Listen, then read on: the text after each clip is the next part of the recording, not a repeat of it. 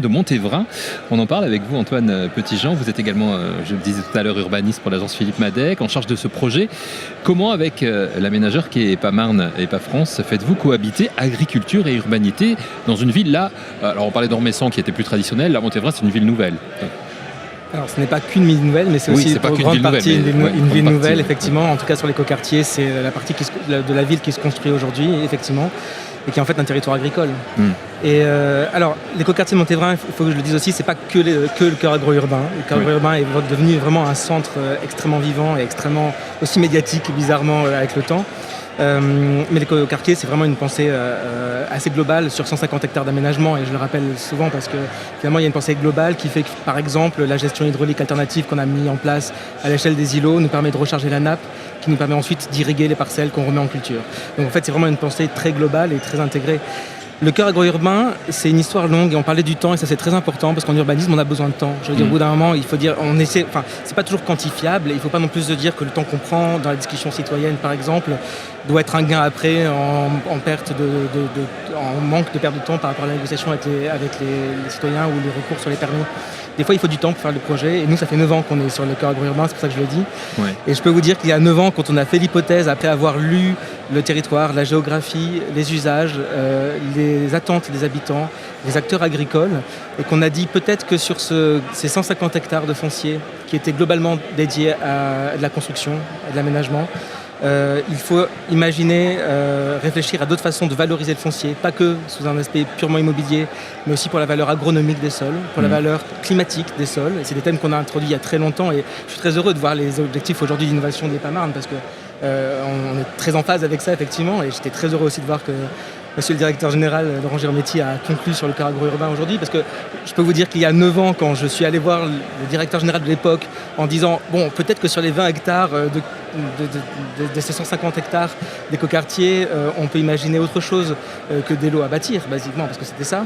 Je peux vous dire que c'était pas forcément un accueil extrêmement chaleureux. 20 hectares de charges foncières qui s'envolent comme ça, c'est pas forcément vécu toujours très très bien.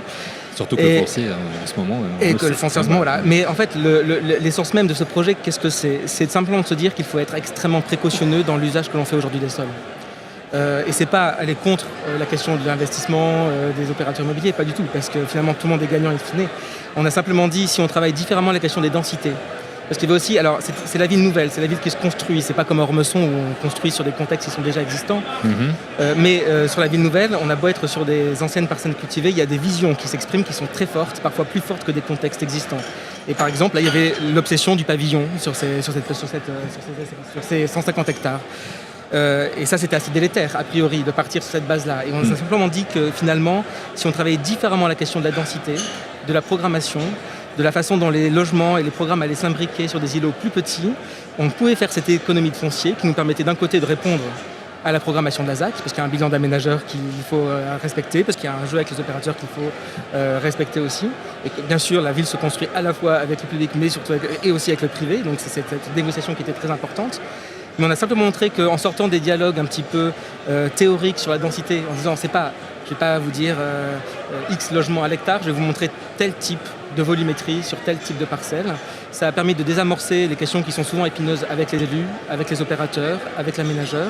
Et on a montré qu'on pouvait faire cette économie de foncier, et que ce foncier qui était non plus dédié simplement à la construction pouvait devenir autre chose, et donc un cœur agro-urbain. Pourquoi? Parce qu'on a montré, avec les études de qualité agronomique des sols, avec les capacités d'irrigation de ces parcelles, avec les modèles économiques des futurs acteurs agricoles qui étaient susceptibles de venir s'installer sur ces parcelles, qu'on avait un projet agricole viable. Ce n'est pas un projet, tout à l'heure on disait, des fraises sur utile. Oui, c'est utile, mais en même temps, ce qui est intéressant, c'est que non seulement, bien sûr, on parlait aussi de santé, ça nous permet de rapprocher des cycles de production, par exemple, éventuellement d'alimenter les cantines centrales, parce qu'on a beaucoup d'équipements publics dans cette ZAC. On a plusieurs écoles, un collège, éventuellement un futur lycée.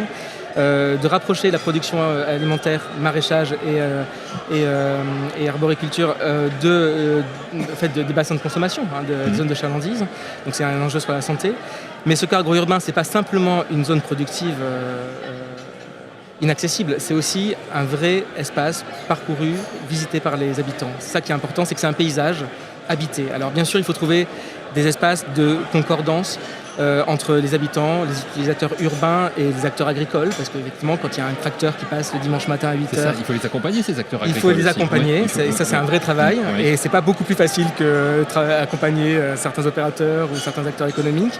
C'est un vrai travail dans la durée. Ça nous a pris à peu près 2 ans d'accompagner les acteurs agricoles, parce qu'il faut dessiner des parcelles qui correspondent aux différents modes de culture, aux engins.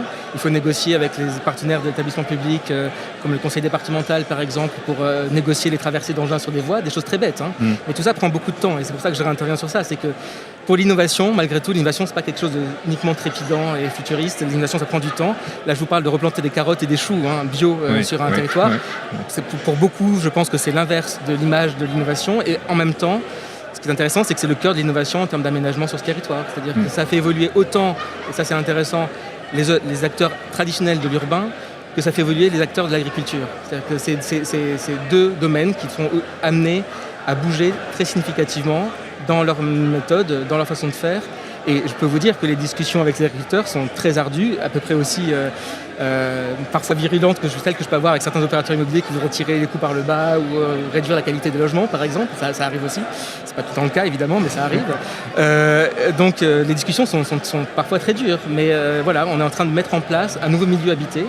Et ça fait évoluer à la fois les acteurs de l'urbain et les acteurs de l'agriculture. Encore une fois, le cadre urbain, c'est un périmètre productif, c'est un périmètre économique, mais il remplit aussi beaucoup d'autres fonctions. Il y a une fonction climatique qui est primordiale. C'est un grand régulateur climatique pour l'ensemble de cette partie de Marne-la-Vallée, et ça a été reconnu comme tel. C'est un vrai sujet pour la biodiversité aussi. Et alors, c'est un peu anecdotique, mais c'est très significatif. Il y a un oiseau assez rare, qui a un nom un peu ridicule, mais que moi j'aime beaucoup, qui s'appelle le pipi de Farlouse, qui est revenu s'installer dans ces secteurs-là. Le pipi de Farlouse, oui, qui a la très bonne idée de nicher au sol, ce qui nous conduit aujourd'hui à devoir réserver une part assez significative d'un des parcs de l'écoquartier pour l'aire de nidification de cet oiseau. Ce que je veux vous dire, c'est que ce n'est pas qu'un projet agricole, c'est un projet social aussi, un projet de santé publique, on peut le dire, parce que c'est l'alimentation, parce que c'est la réduction de l'effet des eaux de chaleur, parce que c'est la régulation climatique, c'est un effet sur la biodiversité. Et en termes d'innovation, je pense que alors ça va peut-être vous paraître un peu théorique, mais je pense que c'est le grand champ d'investigation pour les acteurs de l'urbain aujourd'hui, c'est de savoir comment est-ce qu'on va négocier avec tout ce qui n'est pas humain sur les territoires, le non-humain. Ça, c'est une notion un peu anthropologue, mais c'est la vraie question. Comment est-ce qu'on négocie avec le pipi de Farlouse, par exemple, sur ces territoires-là, pour trouver ce qu'on disait tout à l'heure, l'équilibre dans la façon d'aménager un territoire. Et voilà, et c'est aussi un territoire qui nous rend d'énormes services en termes de gestion hydraulique, pour éviter que les territoires en aval, au niveau de la Marne, soient inondés, parce que c'est un vrai problème. À Marne-la-Vallée, à Montévrain, on est sur le plateau, donc on a une question de responsabilité en termes hydrauliques par rapport à la non-inondabilité des territoires aval. Je ne rentre pas plus dans les détails. Mais voilà, c'est un projet intégré, donc ce n'est pas qu'un projet agricole. Et ça, c'est intéressant de se dire, c'est vraiment important de se dire que c'est aussi, je pense, de la responsabilité d'un aménageur public, comme l'établissement public, de se dire qu'il faut se donner le temps de la discussion et le temps du projet et le temps de l'innovation sur ce territoire. Le cas agro-urbain, ça n'aurait jamais pu être un projet qui serait sorti d'un programme comme ça, ex nihilo, en 3 ans de mise en œuvre. En tout cas, ce qui est bien, c'est que vous en parlez avec énormément de passion. Et on le dit rapidement, pour rebondir sur le début de cette table ronde, vous avez construit aussi sur ces 150 hectares un seul bâtiment, 100% construction bois. C'est une halle agricole. Voilà, pas encore construite. Vous allez la construire. Le PC est déposé, elle va sortir en 2020. Effectivement, c'est un bâtiment 100% bois, y compris les fondations. Voilà. Et on est assez heureux de ce projet. Merci beaucoup Antoine. Alors vous nous avez dit beaucoup de choses.